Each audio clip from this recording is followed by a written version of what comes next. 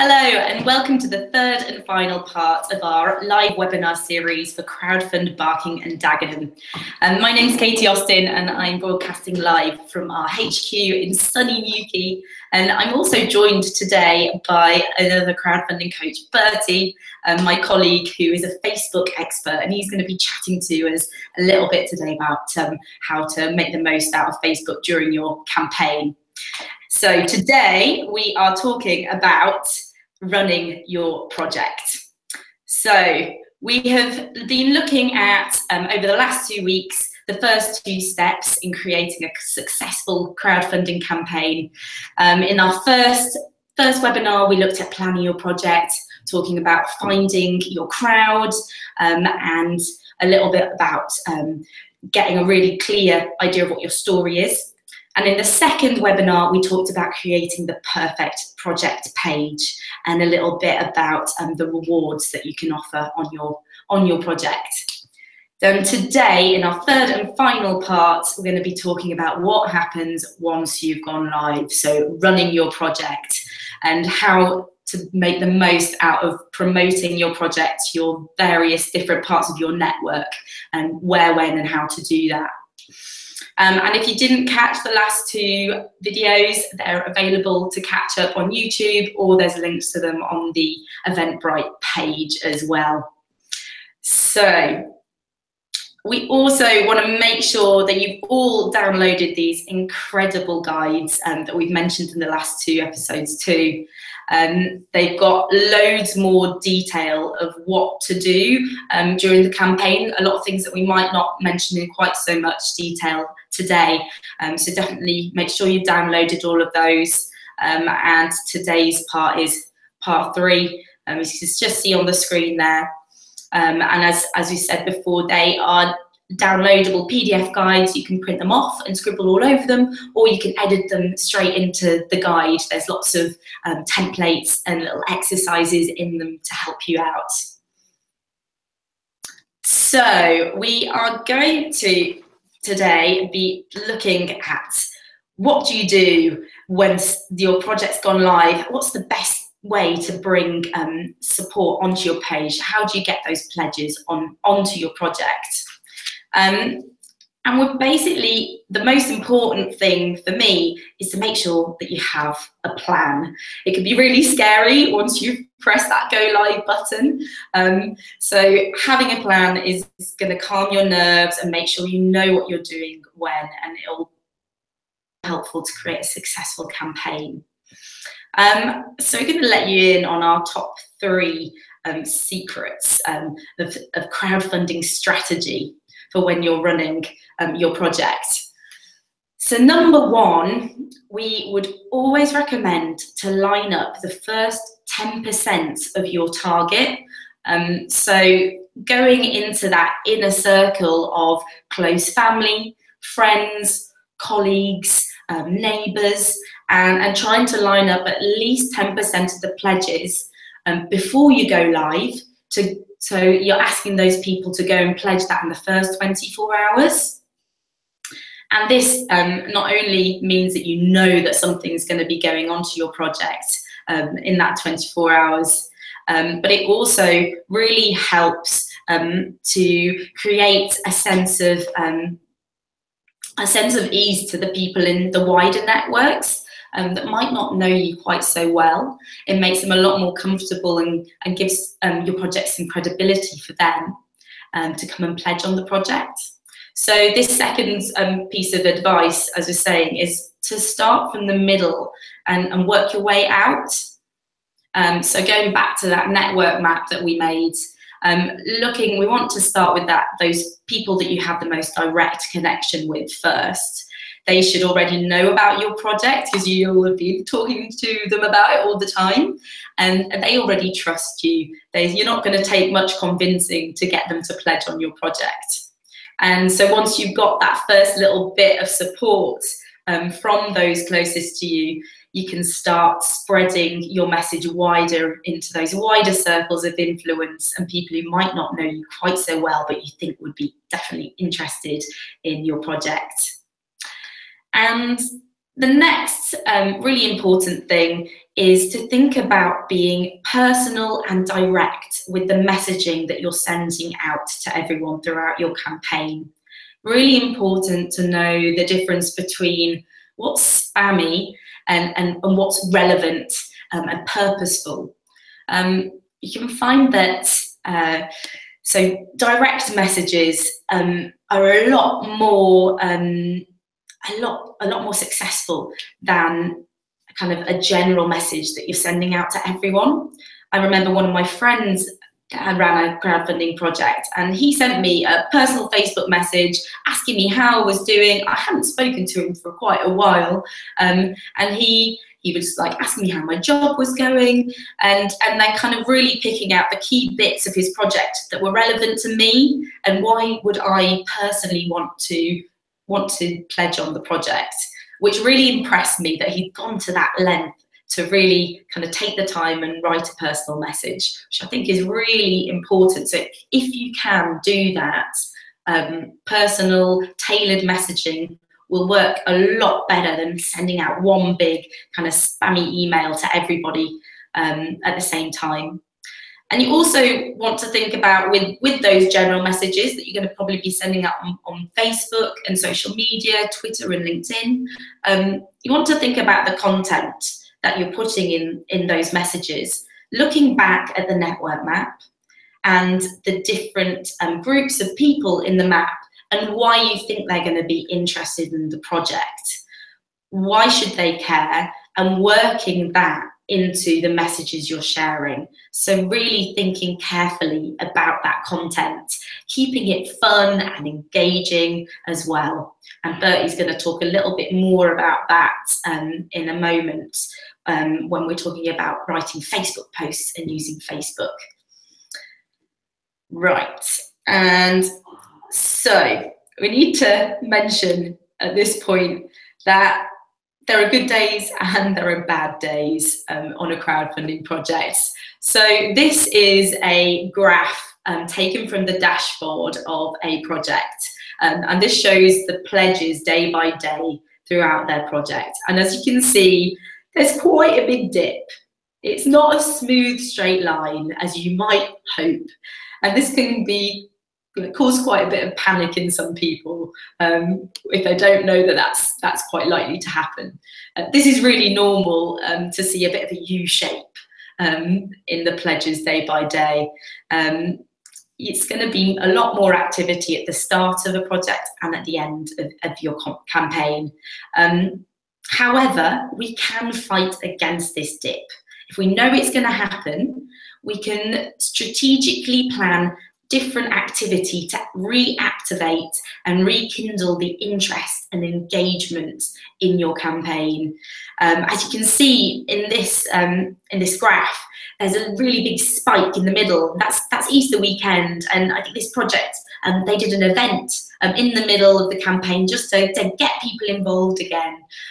So maybe planning an event is a really good idea, or even holding back on a couple of rewards and releasing them throughout your campaign as just kind of a little bit of something exciting to bring people back into looking at your page. Really, really important to kind of be prepared for that dip of doom, as we like to call it. But do not fear, it's very normal. And so we want to just touch on in this webinar on the two key channels of communication that we find most successful on Crowdfunder, and that's email and social media. And in particular, today we're going to be looking at Facebook. So with emails, that's very likely going to be people that you already know and have some sort of a direct connection with. To have their email address, you're probably going to know them, or they're definitely going to know about you hope, already. And that's quite a fixed number of people. It's probably, you can collect more email addresses throughout your campaign and beforehand, but it's probably going to be quite a fixed number of email addresses that you're going to be able to contact.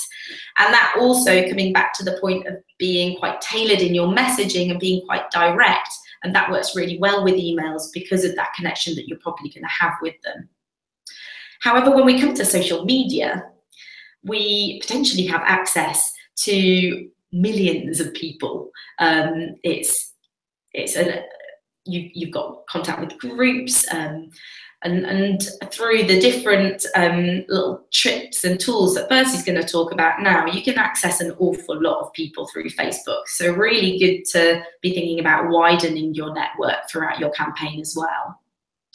Now, I'm going to pass over to Bertie now to have a little talk about what makes a really great Facebook post and a few little tricks that we really recommend you thinking about using in your Facebook campaign. All right, so I'm passing over to you, Bertie. Great, thank you. Hi, everyone. So, as Katie mentioned, Facebook is a fantastic tool, crowdfunding tool, and we actually usually see that on average about 40% of pledges come from Facebook. So it's really, really important that you take advantage of that tool, and that would mean setting up a page for your organization, your business, or yourself before going live on your crowdfunding campaign.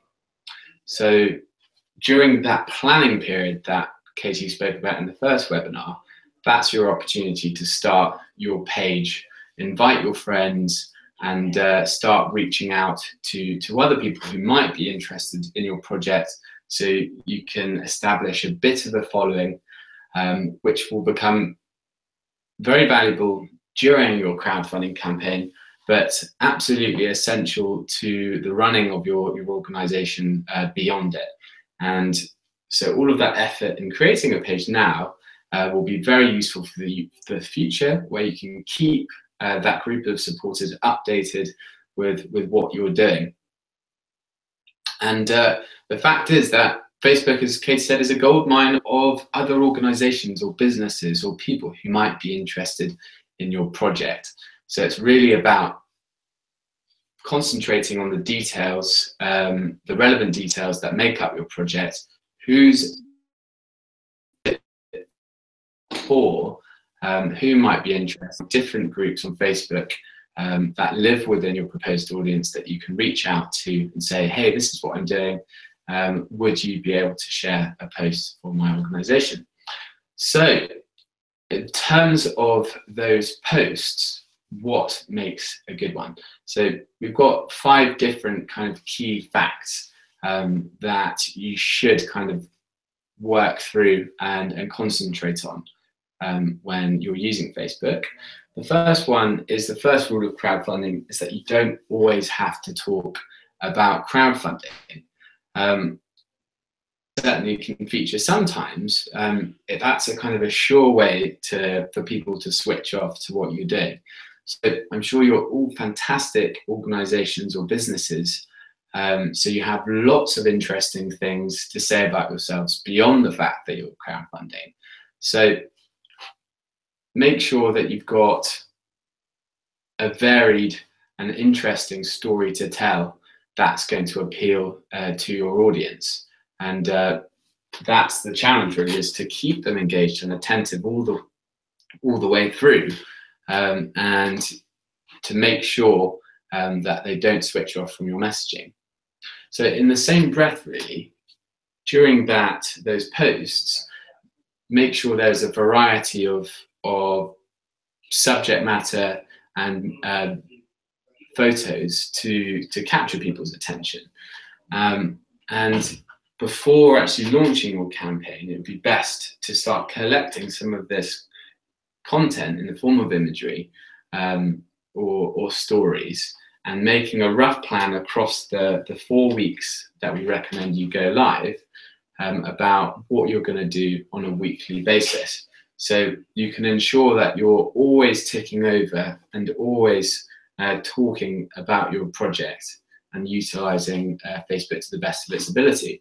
So where possible, collect the imagery beforehand so that you've got a bank of interesting things to share with your audience.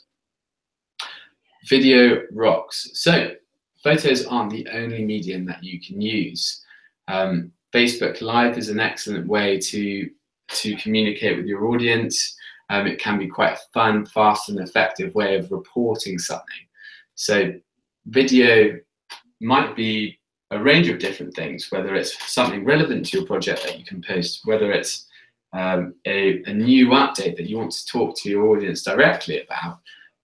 It's certainly an interesting medium that is diverse and might encourage people to engage with it. And while within all of these posts, we mentioned in the first instance, you don't want to always talk about the fact you're crowdfunding, but make sure that there is a point to each one. And for me, that's including the link in the post, because it's a shame to see when the post that does really, really well secures very high levels of engagement. People are sharing it, people are liking it or commenting on it. But if there's no link, then you don't have that obvious opportunity for people to know exactly what you want them to do, which is make a pledge and visit your page. So do include the link to your crowdfunding page within each post. And 5, mix it up. So make a plan for those 4 weeks. Think of a variety of different things you can do to ensure that engagement and that you've kept it interesting. So creating a Facebook page for your organization is very easy and straightforward. We would recommend you do a page for your organization rather than a group, because a group doesn't have the same tools available as you might do if you create a page for your organization. But really, it allows you to have more business-like features. So running advertisements, creating particular offers, and events. So it's a really nice way of, as Katie said, maybe running an event at the beginning or the end of your crowdfunding campaign, and you can publicize that to your following and get their attention and attendance that way. But there are a variety of different things that you can do. So it's a good opportunity to test it out and learn a bit more about the social media process. In particular, what is fantastic and unique to Facebook is the opportunity to boost your post. And this is really by spending usually the minimum £1 on a daily rate. So to boost a post for a week, it would be only £7, but that gives you the opportunity to send it to an audience beyond that of your own following. So by creating a boost, you can tailor it specifically by particular interests, by age groups, by location, by gender, by really a wide range of different variations that will give you the opportunity to reach a particular audience that you'd like to make a pledge. So do have a look at that. You can run it for yourself, see what's effective, where there was engagement, and try and replicate it where possible. So from these posts, you can then do what is called invite to like. So if you've boosted a post to a new audience and it's done very well and people have liked it, commented or shared it, you have the opportunity to look through those individuals who have engaged with the post and then invite them to your page. And that is essential because you are then channeling more people to your organization. You have a wider following, which can only be that more eyes are on your post in the future, and that you're increasing the size of your network. Thanks, Becky. That was great. So there's a lot of little things that you can do on Facebook that you might not realise, especially that invite to like. I didn't know about that until quite recently, and it's really, really useful to get more people engaging on your page, and they've seen that one post. If you invite them to like, they're a lot more likely to see the rest of the posts that you're putting on throughout your campaign. And it's not all about Facebook and email, of course. There's loads of other channels that you can promote your project through. And there's lots more detail on each of these within the third guide. But just to run through a few of them, you've got press, especially local press is a really good place to start.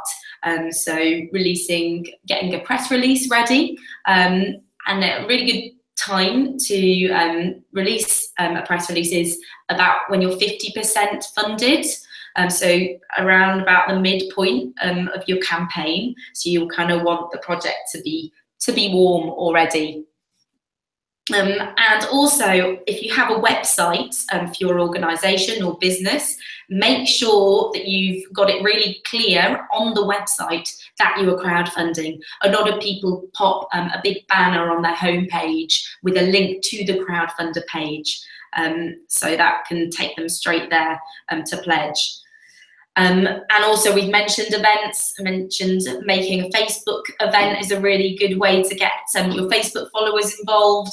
But I would definitely look at organising an event for maybe your launch day, your closing day, and maybe something in the middle as well, just to reactivate and rekindle the engagement in your project.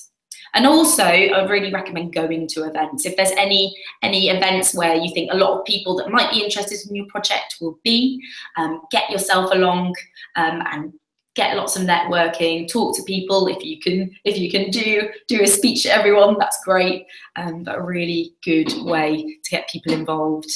And also, good old-fashioned flyers and posters are fantastic. Not everybody is on the internet, so that's really about knowing your audience as well. You can take flyers and posters to local businesses, to your local village hall, giving them to all your friends to give to their family. Again, there's more about that in the guide.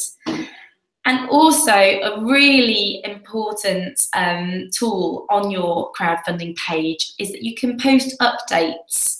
There's a little tab that you'll see if you go and look at any other crowdfunding projects. They'll have a little update tab on their main page. And when you post an update into this little tool, it automatically sends an email to all of your existing supporters. So everybody who's pledged on your project already will get that email, and the update will show on your page for people coming to have a look at the page. So it's a really good way to keep people updated with what you're up to and how your campaign's going, and also to call people to action who've supported you already, to share the link to your crowdfunding page on their social media and getting their friends and family involved too. And a really useful bit of kit on your crowdfunding page to use throughout your campaign is your dashboard. This is where you can see all the kind of figures and statistics of the pledges coming in into your project. So you can see along the top there, we've got the third top box, that's the conversion rate. So that's how many people that are looking at your page actually committed and went through to pledge on a reward or to donate. So that's a really important bit of information.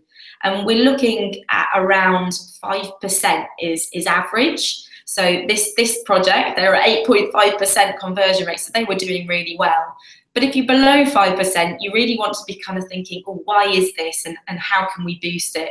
It gives you a good bit of information on how you're doing.